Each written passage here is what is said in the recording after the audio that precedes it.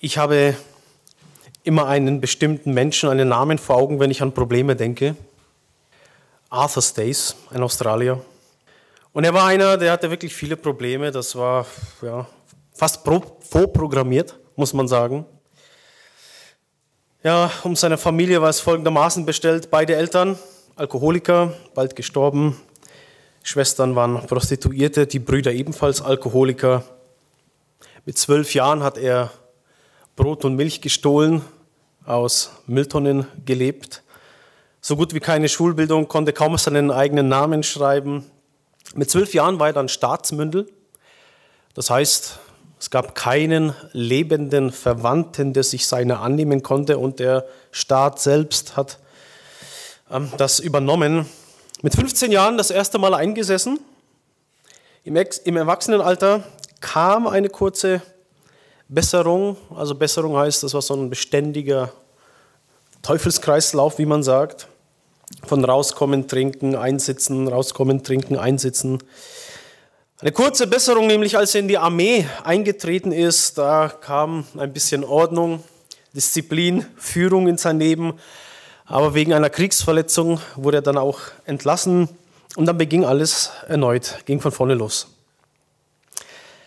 Ja, Schwierigkeiten, Sorgen, Probleme, die scheinen ja wirklich allgegenwärtig. Und Arthur Stace, das mag so ein Extremfall, aber kein Einzelfall sein. Man kann Probleme in vielerlei Hinsicht haben. Auf der Arbeit oder auf der Ausbildung, während des Studiums, Probleme in der Schule, weiß nicht, Mobbing, Noten oder man droht irgendwie, ja, sowas, was früher Sonderschule hieß, auch zu kommen, oder man hat Probleme mit Alkohol, finanzielle Probleme, die gibt es ja ganz häufig, Familienprobleme, Eheprobleme oder Beziehungsprobleme sonstiger Art. Man hat Probleme mit der Gesundheit. Er hat schwere gesundheitliche Probleme, ich habe Rücken. Oder jemand ist ein Problemkind. Oder man hat Probleme mit der Psyche. Jemand hat psychische Probleme. Also die sind allgegenwärtig Probleme, so scheint es. Ja, guten Morgen, liebe Sorgen, seid ihr auch schon wieder da, gibt es ein Lied. Und bei Arthur Stace, da waren das ziemlich gravierende Probleme. Aber im Grunde, wenn man sich damit beschäftigt, im Grunde ist alles ein Problem. Jede Aufgabe, die man übertragen bekommt, ist ein Problem. Hier zu predigen, ist ein Problem. Hierher zu kommen, war für alle ein Problem. Aber ihr habt es wunderbar gelöst. Sehr gut. Ich will schauen, dass ich das Problem hier auch gut löse von hier vorne. Müll rausbringen ist ein Problem, mehr oder weniger. Wir neigen dazu, von Problemen zu reden, wenn wir keine Lösung dafür haben. Aber im Grunde ist wirklich alles ein Problem. Lesen, reden. Nur können wir das meistern, ohne Probleme meistens. Und dann aber, wenn uns die Lösung einfach nicht kommt, diese Aufgabe scheint wirklich unlösbar für uns zu sein. Wir sehen keinen Ausweg. Dann sprechen wir davon, ich habe Probleme. Und viele. Normalerweise sagen wir, ach, das ist doch kein Problem, wenn wir es lösen können. Aber ich muss da immer an einen lieben Diakon denken, den wir haben, der bei den schwierigsten Fragen, ja, die wir so im Leitungskreis stellen, das ist doch kein Problem. Immer dann bringt er solche Lösungen. Zum Beispiel, dürfen Christen demonstrieren gehen? Auf eine Demonstration. Das ist doch kein Problem. Nimm doch das erste Wort. Demonstration. So eine Lösung hat er gebracht. Also der hat für den einen oder anderen Lacher immer gesorgt, aber der meint es so halb ernst. Das macht das erst richtig, ja, lustig. Aber stellen wir uns doch die Frage, wie entstehen Probleme? Ja, jeder Mensch hat sie. Und meine Erfahrung ist, ich hab das erlebt, dass Menschen, die können strahlen, die können lachen, die können heiter wirken, selbstbewusst auftreten. Und dann denke ich an so einen Fall, da hatten wir so einen Seelsorgeraum bereitgestellt, es war eine Evangelisation, ähnlich wie hier. Dann habe ich dazu eingeladen, ja, also zur Aussprache, wen das jetzt anspricht, wer ein seelsorgerliches Gespräch möchte. Ich stehe dann da nach Ende der Veranstaltung zur Verfügung. Und eine Frau ist mir besonders aufgefallen, die war so wirklich in der letzten Reihe hinten gesessen Und die hat so fröhlich reingeschaut. Ja? Immer so, ich habe was gesagt, habe mich gefreut an ihr, anscheinend gefällt ihr, was ich sage. Ja? Das hat mich ermutigt. Und ich sage so, hat ihr so richtig gefallen, ja? Und dann lade ich dazu ein, schließe mit Gebet ab, gehe hinter, setze mich dahin in den Raum und sie kommt dann tatsächlich hinein, lächelt immer noch so, dann macht sie aber die Tür auf, lächelt noch ein bisschen und dann fangen die Lippen des Zittern an, die ersten Tränen kommen. Und da habe ich mir auch gedacht, ja, so kann man sich täuschen, da sitzt jemand, du denkst dir, der hat eine richtig gute Zeit, das ist ein fröhlicher Mensch und dann, ja, kam es, dann hat sie ihre Sorgen, ihre Nöte mir dann auch genannt. Aber tatsächlich Menschen, die können lächeln, selbstbewusst auftreten, fröhlich sein und es ist doch nichts in Ordnung. Ja, also nicht nur wie bei Menschen wie bei Arthur Stace. Ihm hat man das so direkt angesehen. Ich war ja auf einer theologischen Fachschule, auf einer Bibelschule, wie man sagt. Und als ich zurückgekommen bin, bin ich dann noch einmal ins Berufsleben eingestiegen als gelernter Maschinenbaumechaniker, gut 3 Jahre aus dem Beruf gewesen, dann erst einmal natürlich zu einer Zeitarbeitsfirma gegangen. Das war dort auch interessant. Das war eine Chefin, die war da Chefin bei dieser Zeitarbeitsfirma, ja, hat die wohl gegründet und lief auch sehr gut. Und ich war da so gesessen und ja, warte, dass ich drankomme. Und sie läuft dann so vorbei, so adrett gekleidet. Und dann fragt sie mich, haben Sie schon einen Kaffee oder Tee angeboten bekommen? Nein, noch nicht, habe ich gesagt. Das kommt gleich. Aber sie hat niemandem einen Wink oder irgendwas gesagt. Sie läuft nur den Gang entlang, will gerade so in ihr Büro abbiegen, dann kommt schon eine Arbeiterin um die Ecke. Möchten Sie gerne einen Kaffee oder Tee? Und sie dreht sich dann so um. Sehen Sie? Also wirklich so das Bild der typischen erfolgsverwöhnten Frau, ja, eine Karrierefrau, die hat es wirklich geschafft. So, ne? Sehen Sie? So wie aus einer Werbung oder so, wirklich. Ich habe nur so geschaut, was passiert jetzt hier.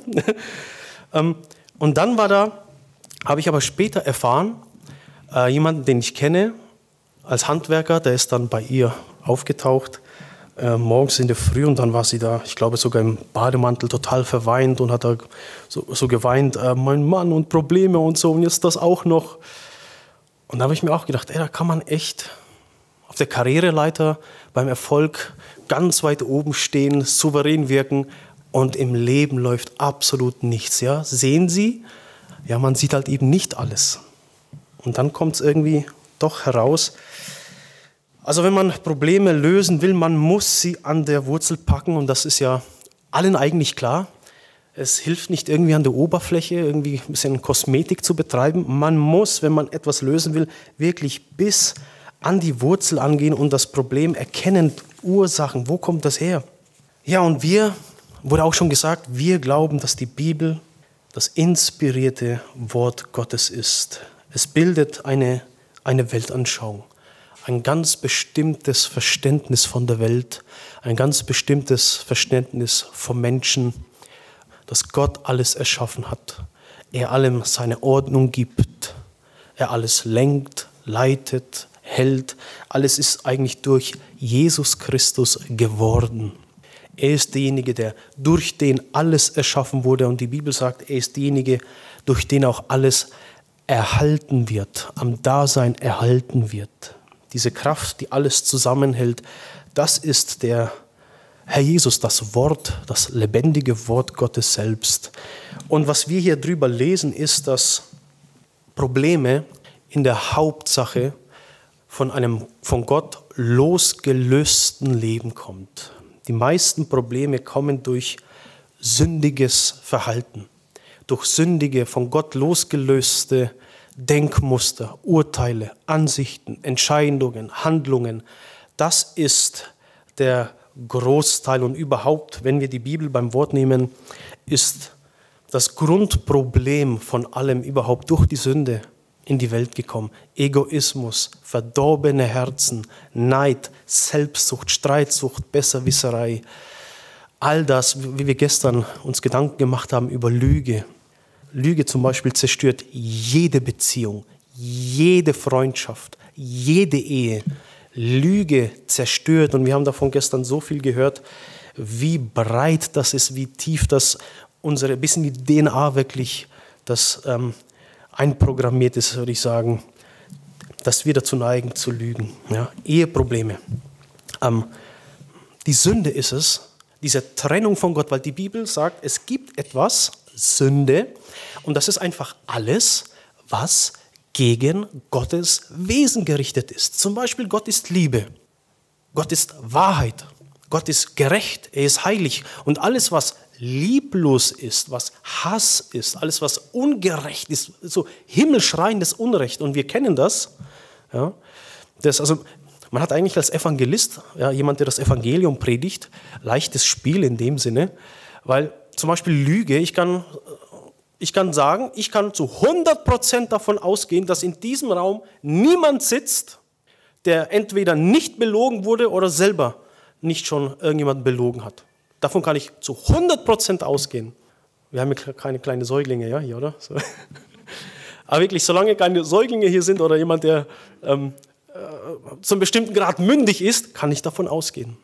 Hier ist auch niemand, der nicht schon mal von jemandem verletzt wurde oder jemanden wirklich auch schwer verletzt hat. Ich glaube, hier ist nicht ein einziger in diesem Raum, von dem man das nicht sagen könnte. Und das macht diese Trennung von Gott. Und Sünde, ja, verursacht eine Trennung von Gott. Ich denke, das ist ja klar. Warum verursacht Lüge die Trennung von demjenigen, der die Wahrheit selbst ist? Das ist ja einleuchtend. Oder Hass, Neid, Streit, Missgunst, Egoismus. Warum trennt das von demjenigen, der Liebe ist?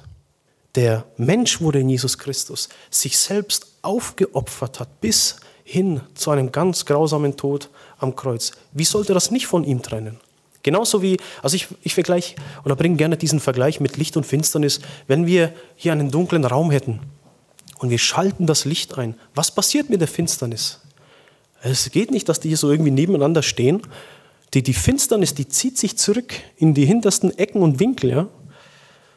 Aber Licht und Finsternis können nicht nebeneinander bestehen. Und deswegen sagt die Bibel, Sünde trennt von Gott. Und der Sünder, und das sind wir alle, sagt die Bibel, wir sind getrennt von Gott.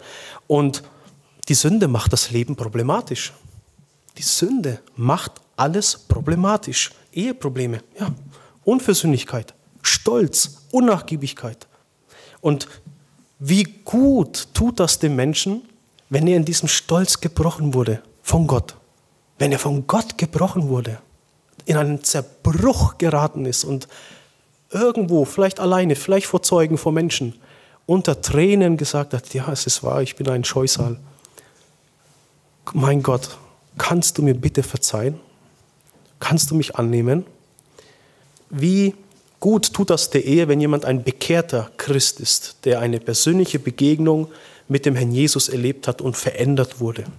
Der die Worte des Herrn Jesus, er nimmt sie, er liest davon und gibt diesen Worten nämlich das, was sie sind, göttlichen Status. Der Herr Jesus öffnet seinen Mund und lehrt und er sagt, das hier sind die Worte Gottes. Die haben für mich die höchste Autorität. Danach orientiere ich mich. Und wenn er dann sich erkennt und dann um Vergebung bittet und dann so in die Ehe hineingeht, selber weiß, mir wurde Gnade gewährt, etwas, das ich absolut nicht verdient habe. Ich habe das Gegenteil davon verdient. Und Gott ist mir so begegnet. Wie gut tut das für zum Beispiel die Ehe oder Familienstreitigkeiten, wenn Neid da ist, Erbschaften oder sonst irgendwas. Das hört man so oft. So oft hört man das, dass es wegen Geld oder sonstigem irgendwie Streitigkeiten gibt. Und der Herr Jesus sagt, wenn dich jemand vor Gericht zieht und einen Mantel dir nehmen will, gib ihm auch den Rock, ja, gib ihm auch dein Gewand. Widerstehe nicht dem Bösen mit Bösen, sondern überwinde das Böse durch Gutes tun. Häuft glühende, also tut Gutes euren Feinden, die euch hassen. Wenn es deinen Feind dürstet, gib ihm zu trinken. Hat er Hunger? Speise ihn. Ja? Wenn es ihn friert, gib ihm Kleidung. Du sollst so glühende Kohlen auf seinem Haupt sammeln. Du vergiltst ihm Gutes, ja? Oder das Böse vergiltst du ihm mit Gutem. Und wie gut tut das, wenn man so geprägt ist, diese Sichtweise in sich trägt und kultiviert, ich gebe, ich überwinde das Böse mit Gutes tun. Warum? Mein Herr und mein Gott hat gesagt, ich soll das tun als sein Jünger. Und was hat er getan? Das waren nicht einfach nur Worte, er hat sie abgedeckt mit seinem Leben und mit sein Leben bis hin zum Tod hat er das abgedeckt, was er gesagt hat. Oder Habgier, ja, das soll eine Wurzel allen Übels sein, lehrt uns die Bibel. Habgier. Gott, der Vater, war bereit, für mich, der ich es nicht wert bin, das Liebste zu geben, was er hat, seinen Sohn. Er hat ihn in die Welt gesandt. Ja, wenn ich das glaube, wenn das Lebensinhalt von mir ist, wie soll ich dann noch an Habgier irgendwie so knauserig sein oder etwas? Oder wenn der Herr sagt, geben, das ist seliger als nehmen. Es ist schön, mal irgendwie was zu finden, Findelohn zu kriegen, irgendwas. Aber noch schöner, sagt der Jesus, noch mehr Freude bringt es, wenn du gibst. Lügen haben wir schon gehabt, oder Jähzorn und Ungeduld. Jähzorn und Ungeduld. Wie gut ist das, wenn man dann weiß, der Herr Jesus ist für mich gestorben am Kreuz, wenn man das weiß und glaubt. Wenn man das weiß und glaubt und selber sieht, wie unvollkommen man ist, wie man einfach immer zu kurz kommt und wie geduldig Gott mit einem jeden Tag ist. Oder Untreue, Ehebruch, der im Herzen, in Gedanken schon beginnt, wie der Herr sagt. Und dann sieht man, wie treu Gott ist, trotz unserer täglichen, stündlichen Untreue. Ja, Sünde ist nicht nur das Schlechte, das man tut, Sünde ist auch das Gute, das man nicht tut, aber tun sollte. Wir kommen in jeder Weise zu kurz und das ist etwas, was wir wirklich brauchen, zu wissen, ich versage, weil das bändigt unseren Egoismus, unseren Jähzorn, unsere Ungeduld, unsere Untreue, unsere Unversöhnlichkeit, unseren Stolz, zu sehen, ich selber komme zu kurz und ich werde jeden Tag in der Gnade von Gott getragen. Und so können wirklich Probleme entstehen, ja auch durch Unmäßigkeit, zu viel Alkohol, zu viel Essen, zu viel Sport, Probleme, also gibt es Quellen, genug Wurzeln. Also mir scheint es wirklich, Gott muss unglaublich viel Mühe, Aufwand betreiben, um den Menschen die Augen zu öffnen für diesen Zustand. Ich erinnere mich ganz genau an den Augenblick, wo Gott in mein Leben eingegriffen hat. Ich habe bis dahin gedacht, ich habe das aufregendste, spannendste Leben und ich habe alles unter Kontrolle. Und das Erste, was mir klar wurde, ist, dass ich mich selber umbringe. Ich habe unter Todesangst zu Gott gerufen, innerlich zu ihm geschrien, rette mich, ich habe Angst. Ich hatte wirklich Angst zu sterben durch einen exzessiven, ausschweifigen Lebensstil. Und das Erste, was mir Gott gezeigt hat, war, Junge, ohne mich richtest du dich zugrunde, körperlich, geistlich, seelisch, deine Beziehungen, alles geht zugrunde und du merkst es nicht einmal. Und das war das eigentlich Schockierende. Ich war geschockt. Und ich habe mich an Gott geklammert, weil ich Angst hatte, wieder in diese Verblendung hineinzugeraten. Es war für mich unvorstellbar, wie konnte ich so blind sein? Meinen, ich habe alles unter Kontrolle und dabei war ich wirklich nur einen Schritt vom Tod entfernt. Und ich habe aber dann, das darf ich voller Freude zu Gottes Ehre sagen, ich habe gewusst, mein Leben wird sich komplett verändern. Es wird nie wieder so sein, wie es vorher war. Gott hat sich nach diesem Hilferuf mir zugewandt und wird alles neu machen. Später habe ich alles hier beschrieben gefunden, was ich erlebt habe. Das Erste, was mir aufgefallen ist, ich hatte Sinn. Und das hat mich umgeworfen. Ich habe geweint vor Freude. Dieser Sinn, ich weiß nicht, ob Sie das nachvollziehen können. Ich wurde aus so einer Finsternis in das Licht gestellt und auf einmal hatte alles Sinn. Ich habe geweint, weil alles Sinn hat. Durch Gott hat alles plötzlich Sinn gekriegt. Vorher war alles sinnlos. Ich habe meinem Leben selbstverständlich versucht, Sinn überzustülpen. Aber das sind so subjektive Illusionen, die man dem Leben gibt. Nichts Haltbares. Und durch Gott hatte plötzlich alles Sinn. Ich konnte vor Freude nur weinen. Alles hatte Sinn. Und dann Das nächste, was ich gemerkt habe, ich hatte plötzlich keinen Hass mehr auf Menschen.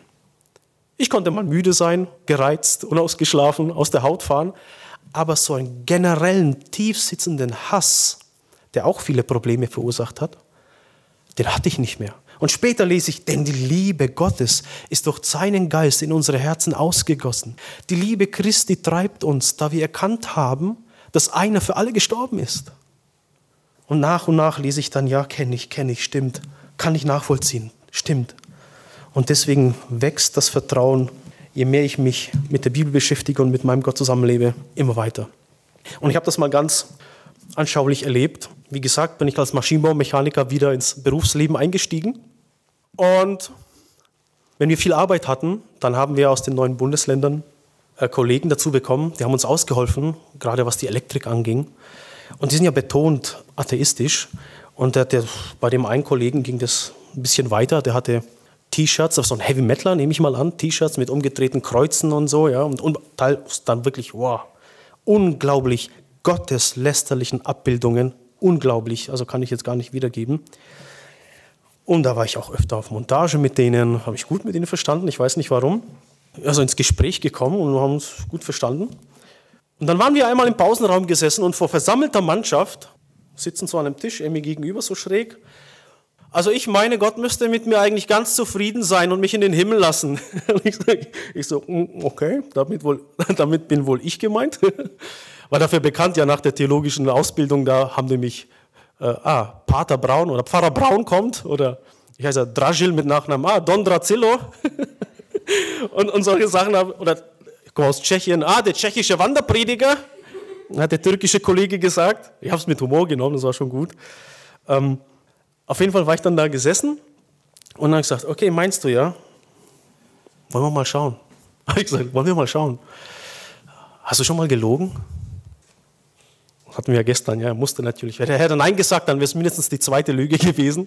Das hat jeder im Raum gewusst. Er musste sagen, ja, wie nennt man denn jemanden, der lügt? Er ist ein Lügner. Ja, das stimmt. Ja. Hast du schon mal was unehrlich erworben oder gestohlen? Das wusste ich, dass er das hat. Musste er auch zugehen, ja, wie nennt man jemanden, der stiehlt? Ja, das ist zu was macht dich das? Ja, zu einem Dieb. Falsch, zu einem verlogenen Dieb. Weil er schon eingestanden hat, dass er gelogen hat, ein Lügner ist. Und dann, hast du schon mal Gott gelästert? Konnte er auch nicht abstreiten wegen seinen T-Shirts und so. Hast du schon mal einer Frau begehrlich hinterhergesehen? Der Herr sagt, das ist Ehebruch. Vom Herzen her Ehebruch, musste er auch eingestehen. Und dann habe ich gesagt, okay, dann lass uns mal schauen. Also deinem eigenen Eingeständnis nach bist du ein Lügner, ein Dieb, ein Gotteslästerer und vom Herzen her ein Ehebrecher.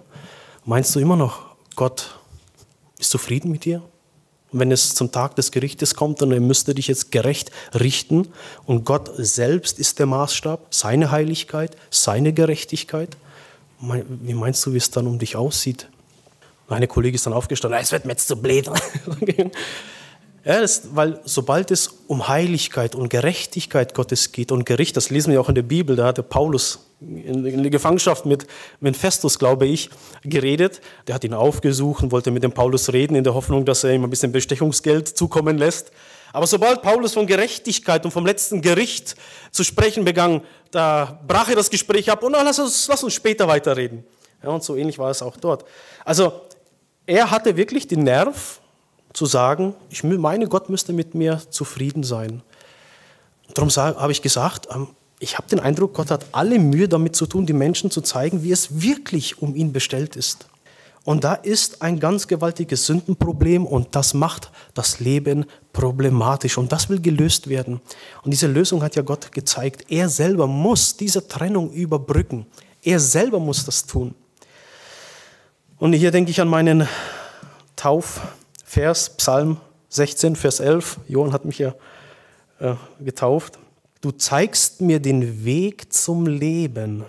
Dort, wo du bist, gibt es Freude in Fülle. Ungetrübtes Glück hält deine Hand ewig bereit. Das ist, was die Menschen erwartet, die zu Gott gehören. Er wird genannt der Gott der Glückseligkeit. Also wahre Freude, Erfüllung, Zufriedenheit, Glückseligkeit. All das ist bei ihm. Und was bleibt dem Menschen, der in einer Trennung lebt von diesem Gott? Was soll da übrig bleiben, außer Verzweiflung, Verlassenheit, Depression, Enttäuschung, Niedergeschlagenheit, brennendes, ungestilltes Verlangen, Unerfülltsein, Unfrieden. Ich denke, das ist der höllische Zustand und nur Gott kann diesen Zustand auflösen, dieses Problem lösen. Und wie hat er es getan? Er kommt selbst in unsere Welt. Er kommt selbst in unsere Welt. Da dürfen wir an Weihnachten wieder dran denken. Und er wird uns in allem gleich. Die Bibel sagt, er wurde in allem versucht wie wir, aber ist ohne Sünde geblieben. Und am Ende dieses heiligen, sündlosen, vollkommenen Lebens geht er als selbst Unschuldiger an das Kreuz und erlaubt am Kreuz einen wundervollen Tausch. Jeder, der kommt und glaubt, Jesus, du bist für meine Sünden, für meine Verbrechen, für mein Brechen des Gesetzes Gottes, da bist du dafür gestorben, du hast meinen Platz eingenommen. Und er schenkt mir durch das alleinige Vertrauen, durch den Glauben daran, dass das für mich geschehen ist und dass er am 3. Tag auferweckt wurde, schenkt er mir seine Heiligkeit, seine Sündlosigkeit und im Gegenzug trägt er am Kreuz dort meine Schuld. Er nimmt meinen Platz ein. Dazu musste er das werden, was ich bin. Und das ist der Kern von allem. Das ist das Evangelium, das ist die gute Botschaft. Jemand anderes hat meine Schuld bezahlt. Und ich möchte euch gerne von einem Prediger erzählen, Harry Ironside. Der hat so 1950 gelebt in San Francisco. Und an diesen Geschehnis in seinem Leben wird das, glaube ich, ganz deutlich, was das Evangelium, was diese Botschaft der Rettung ist. Er als Prediger und er wurde von einem Philosophen herausgefordert zu einer öffentlichen Debatte. Komm, lasst uns debattieren. Dein christlicher Glaube gegen meine Philosophie. Er war Agnostiker, praktisch jemand wie ein Atheist, jemand, der Gott leugnet. Der Atheist sagt, es gibt keinen Gott. Und der Agnostiker sagt, selbst wenn es ihn gibt, wir können ihn unmöglich erkennen. Wir können es nicht wissen, ob es ihn gibt. Und dann hat er gesagt, komm, dein Glaube gegen meine Philosophie. Und der Bruder Ironside sagte, das wollen wir tun. Unter einer Bedingung. Du musst erst mal zeigen, dass deine Philosophie wert ist, öffentlich verteidigt zu werden. Bring mir einen Mann und eine Frau, die aus der Gosse gekommen wären, aus dem Rotlichtmilieu, irgendeine ehemalige Prostituierte, ein Alkoholiker, Trinker, Verbrecher, Schlägertyp, Hochstapler. Bring mir einen, der aus solchen Verhältnissen, Hintergründen gekommen ist und der deine Philosophie angenommen hat, Agnostiker wurde und siehe da, er hat sich moralisch zum Guten hin gewandelt, auf erstaunliche Weise. Bring mir einen Mann, eine Frau. Ich von meiner Seite werde 50 Männer und 50 Frauen bringen, aus solchen Hintergründen, die bezeugen können, wie ihr Leben durch Jesus, als sie zum Glauben an Jesus gekommen sind, radikal und von Grund auf verändert wurde. Und zu dieser Debatte ist es niemals gekommen. Nicht einen Mann, nicht eine Frau konnte er vorweisen. Fand ich ziemlich clever, was er hier getan hat. Aber das demonstriert diese Kraft, die in Jesus, in dieser Botschaft und im Glauben an Jesus enthalten ist. Und Arthur Stace, er hat dieses Evangelium gehört. Er hat sich bekehrt, hat ein stilles Gemeindeleben geführt, ist regelmäßig in so eine christliche Gemeinde gegangen, hat das Arbeiten angefangen, so ein schönes, stilles Leben im Verbund, in der Gemeinschaft mit Gott, hat dann auch geheiratet. Und das ist unglaublich, was dann mit ihm passiert ist, als es dann zur Jahrtausendwende kam, ja, als das Jahr 2000 eingeleitet werden sollte, wo alles so richtig, was wird passieren, die Computer stürzen ab, ja, die Welt dem Abgrund nahe, was wird da passieren?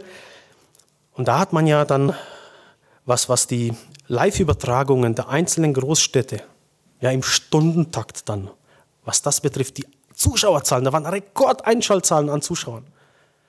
Und alle wollten sich gegenseitig übertrumpfen, überbieten, ja, das größte Feuerwerk und noch irgendwas, ja, irgendwie so ein Mehrwert, irgendwas, wow, die haben es wirklich gerissen, ja. Und da rückte der Übergang zum nächsten Jahrtausend immer näher und in Sydney, in Australien, da war ein Komitee zusammengekommen und die haben sich gefragt, Was wollen wir tun? Was machen wir? Was machen wir? Feuerwerk ist gut, aber da muss noch was her. Und als Sydney dann an der Reihe war, die Kamera schaltete dort auf die berühmte Brücke von Sydney. Und da kam ein Mordsfeuerwerk. Und das klang dann so langsam ab. Und dann war es ein bisschen so seltsam, ja, was ist denn jetzt los? Kommt da noch was? War es kurz ruhig? Als der Rauch war da, löste sich auf und dann plötzlich Eternity. Auf der Brücke ganz groß erleuchtet, Ewigkeit auf Englisch, Eternity.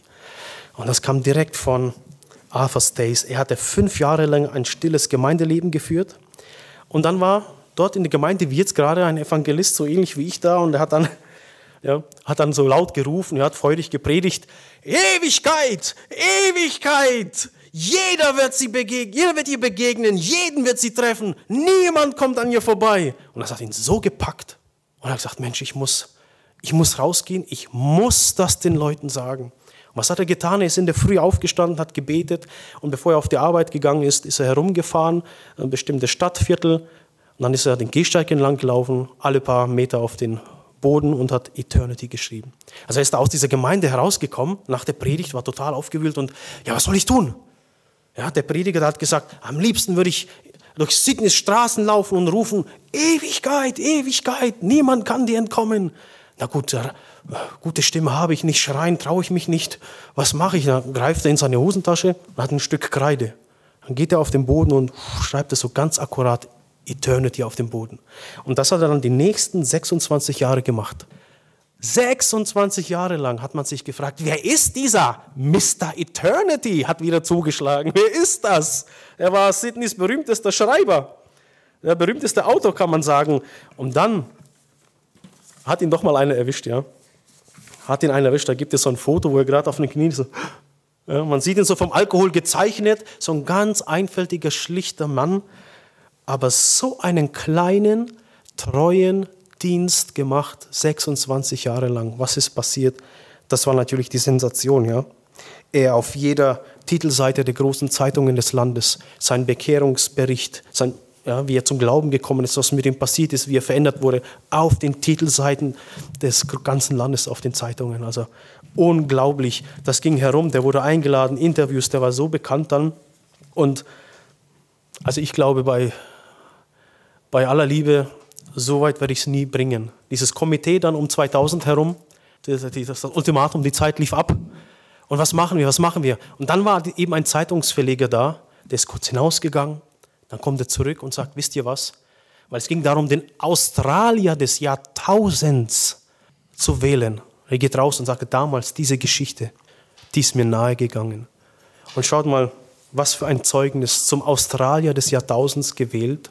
Auf allen Titelzeitungen, man liest auch auf allen Titelseiten der Zeitungen und man hat von Bekehrungserlebnissen gehört, weil Menschen, die sind in der Früh auf die Arbeit gegangen und dann steht da Ewigkeit, nochmal Ewigkeit. Und das können wir uns, glaube ich, auch vorstellen, wenn irgendwo die Frau im Krankenhaus liegt, jemand gestorben ist, die Kinder krank oder man selber eine tödliche Krankheit oder irgendetwas und dann steht da noch Ewigkeit, Ewigkeit. Das hat viele Menschen zum Nachdenken gebracht. Also was er durch diesen schlichten, einfältigen, aber treuen, beständigen Dienst getan hat, da werde ich wohl nie dahin kommen. Und das bewegt mich wirklich. Das ist eine Bekehrungsgeschichte sondergleichen. Und es war Francis Schaeffer, der ist ein Philosoph, hat sich bekehrt, ist zum Glauben gekommen. Man nannte ihn den Evangelisten der Intellektuellen. Also wenn ihr mal was von dem in die Hände bekommt auf Deutsch oder Englisch könnt, Francis Schaeffer, das ist ein Name, ein brillanter Denker und der auch lebendig, ganz lebendig und tiefgründig aber auch erzählen konnte vom Glauben, von Jesus. Und er hat gesagt, bei mir war das so, ich habe früher, bevor ich Christ geworden bin, habe ich gedacht, meine Probleme, und er hat als Philosoph immer so bildlich gedacht, versucht sich alles bildlich vorzustellen, meine Probleme sind wie lauter große rote Luftballons am Himmel. Und ich habe gedacht, das sind meine Probleme und die muss ich lösen. Und am liebsten hätte ich irgendwas, so einen Schussapparat gehabt, irgendwas, um die einen nach den anderen runterzuschießen und zu lösen. Als ich zum Glauben gekommen bin, war das so. Es war so, als ob alle Luftballons einen Faden, eine Schnur hätten Und durch Jesus ist es mir möglich, sie alle geballt, gebündelt in der Hand zu halten und zu kontrollieren. Sie sind nicht gleich verschwunden, hat er gesagt. Aber irgendwie hatte ich bildlich das so empfunden, ich kann sie halten. Es ist unter Kontrolle irgendwie. Und das fand ich eine ganz interessante Ansicht. Und vielleicht kennt noch jemand Wilder Smith, Professor Dr. Wilder Smith, bibelgläubiger Christ, also an Kapazität leider schon länger gestorben. Ne? Und er wurde auch eingesetzt zu Forschungen, was die Drogenpandemie, die da in den 80ern war, aufgekommen ist, zu forschen und so weiter. Und er hat festgestellt, es gibt eine bestimmte Ursache, warum die gleiche Sache bei jemandem einen höheren Stress auslöst, als bei jemand anderem. Und das ist die Sinnfrage. Wenn man keinen Sinn in einer Sache sieht, dann multipliziert das, steigert das den Stressfaktor um ein Vielfaches. Als Beispiel hat er gesagt, wenn jemand zum Zahnarzt gehe und er würde dort bohren in einem gesunden Zahn, diesen Schmerz, den würdest du nicht aushalten. Keine 2 Sekunden, ja.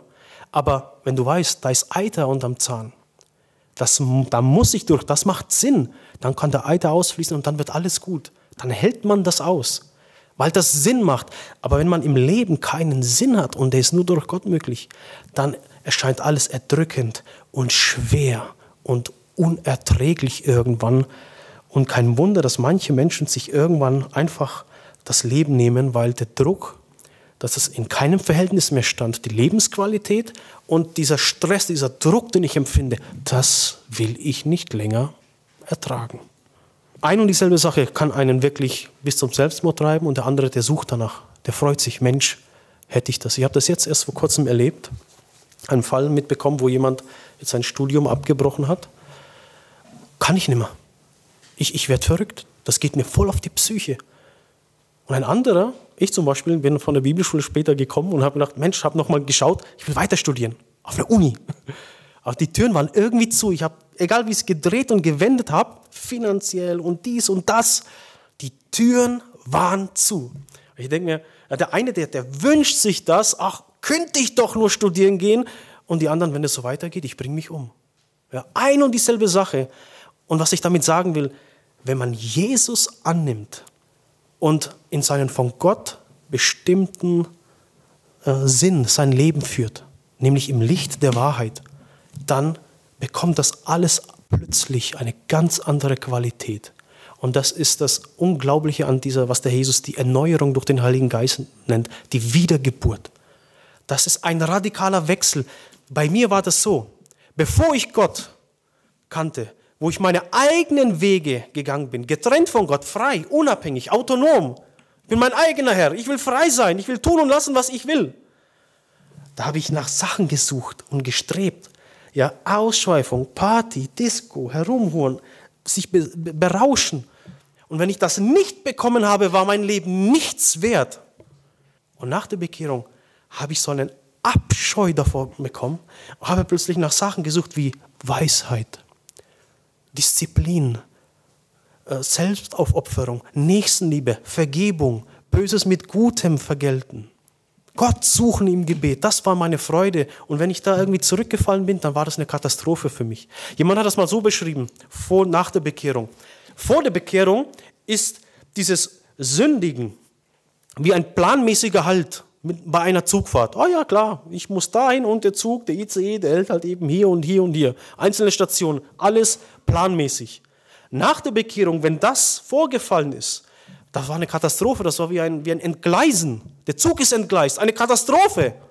Ja? So ein Unterschied macht es und so einen gewaltigen Perspektivenwechsel bringt das mit, wenn Jesus ins Leben hineinkommt. Und das braucht man, das braucht der Mensch. Das braucht der Mensch. Und das größte Problem ist eben die Ewigkeit. Eternity. Das ist unser wahres, größtes Problem. Und andere Sachen erscheinen uns deswegen so groß, so erdrückend, weil wir diese Perspektive nicht haben. In die Ewigkeit hinaus. Das kenne ich von mir selber, wenn sich mal irgendwie was aufgetürmt hat, eine Sache nach der anderen. Das holt mich ein, ich komme nicht mehr nach. Und dann ist dies, wie soll das werden? Und dann kommt jetzt auch noch das dazu. Da hat der Gedanke daran gereicht, Josef, habe ich an Gott gedacht im Gebet und dann kommt Josef, du weißt nicht mal, ob du das Licht des morgigen Tages noch erleben wirst. Und wie du dich bedrücken lässt. Du weißt nicht einmal, ob du noch eine Woche, einen Monat lebst. Du weißt es nicht. Und jetzt war doch einmal, Gott hat noch die Kontrolle. Du bist nicht alleine. Und Arthur Stace, der ist gestorben irgendwann natürlich und er ist bei Gott. Seine Sünden sind vergeben. Er ist bekleidet mit der Gerechtigkeit Jesu. Er muss nichts fürchten. Bei aller Unvollkommenheit, die noch da war. Bei allen Sünden, die noch vorgefallen sind. Er war unter dem Schirm der Gnade Gottes. Weil ich verstehe Jesus am Kreuz immer wie so ein Blitzableiter. Der hat all das, was uns treffen müsste, hat er mit voller Wucht entgegengenommen. Und mich trifft nichts mehr. Und was ich für Gott mache, was ich opfere an Zeit, Finanzen und Sonstigem, das mache ich, weil ich Gott liebe. Nicht um gerettet zu werden, sondern weil ich begnadigt bin. Ich liebe Gott. Ich mache das so gerne. Und so ist es bei jedem, der Gott kennt und diese Gnade lebendig vor Augen hat. Wir lieben ihn, weil er uns zuerst geliebt hat.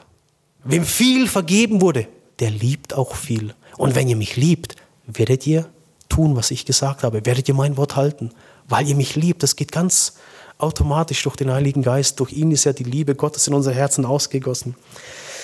Ja, also im Angesicht des Todes verschwinden die Probleme oder werden auf einmal ganz, ganz klein. Und ich möchte euch das gerne demonstrieren. Ich habe hier eine Schnur mitgebracht, damit wir das mal so bildlich vor Augen haben. Weil es ist ja tatsächlich so, weil ich hab ja mal beim Männerfrühstück, glaube ich, das letzte Mal hier, von meinem sogenannten Nahtoderlebnis berichtet. Das war einfach nur, ich war nachts da gelegen und konnte nicht schlafen. Und lieg da so, denke an Gott und mein Brustkorb hebt und senkt sich so ruhig. Und ich denke mir plötzlich, Josef, irgendwann wirst du hier sterben, ne? Weißt du, bist du schon bewusst, ja? Von 10 Menschen sterben 10, sagst du immer. Leben kommt hier keiner raus. Und dann wollte ich das so gerne fassen, diesen Augenblick. Ich habe mir gedacht, Mensch, irgendwann wird sich doch der Brustkorb da noch einmal so heben, so. Und ein letztes Mal senken. Ein letztes Mal wirst du ausatmen. Und dann schließen sich die Augen. Und das konnte ich so greifbar fühlen.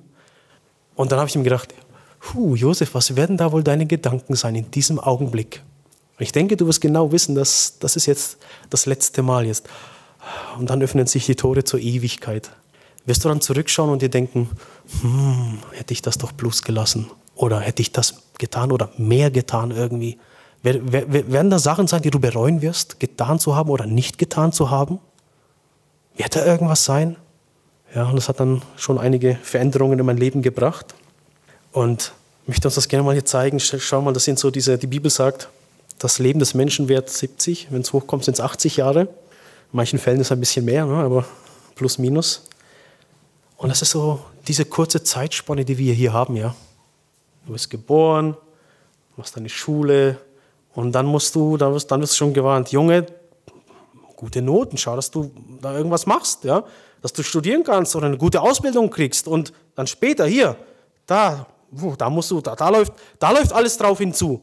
Dass du in die Rente kommst und dass du dann genug Geld hast, ja, da musst du wirklich ganz schlau sein und Vorkehrungen treffen. Und wenn du hier eine falsche Entscheidung triffst, hat das Auswirkungen auf dahin und dies und das. Also sei nicht dumm.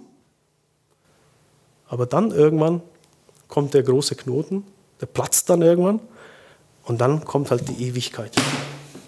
Diese kurze Zeitspanne vergeht und dann die Ewigkeit. Können wir uns das vorstellen, was das heißt? Dass das einfach nicht mehr aufhört? Das hört nicht mehr auf. Die große, gähnende Unendlichkeit, die Schnur, die hört schon irgendwann auf. Aber das hört dann nicht mehr auf. Das ist die Ewigkeit. Ne? Und der Jesus sagt, das hier, wegen dem hier geben wir so viel auf. Was für ein schlechter Tausch. Er sagt, wer das hier um meinetwegen hingibt, der wird es in Gold verwandeln. Der wird es in Gold verwandeln. Das hier hingibt. Und wer es für sich eigennützig lebt, der wird es verlieren. Das wird wertlos sein, der wird es verlieren.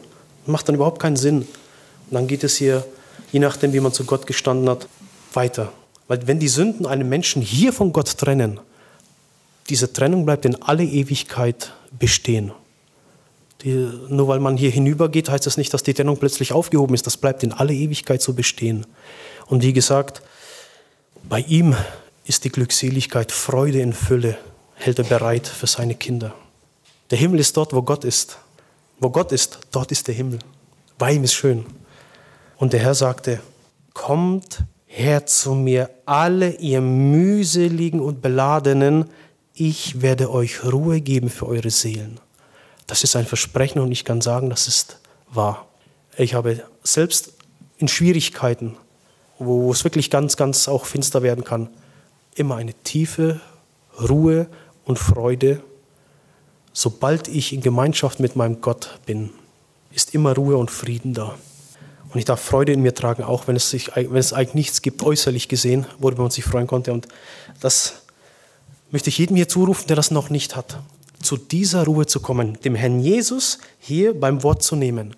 Kommt her zu mir, ihr alle, die ihr mühselig seid und beladen. Ich will euch Ruhe geben für eure Seelen. Ich will euer Leben komplett verändern und veredeln. Er ist die Wahrheit und die Wahrheit werden wir dann erkennen und die wird uns frei machen, wenn wir zu ihm kommen und ihm nachfolgen. Das ist ein Versprechen des Sohnes, des lebendigen Gottes selbst. Und wer das nicht hat, nehmt Jesus beim Wort. Kommt her zu mir, ich werde euch Ruhe geben. Er wird das machen. Er hat es versprochen und Gott setzt seine ganze Ehre da rein, sein Wort auch zu erfüllen, das er einmal gesprochen hat.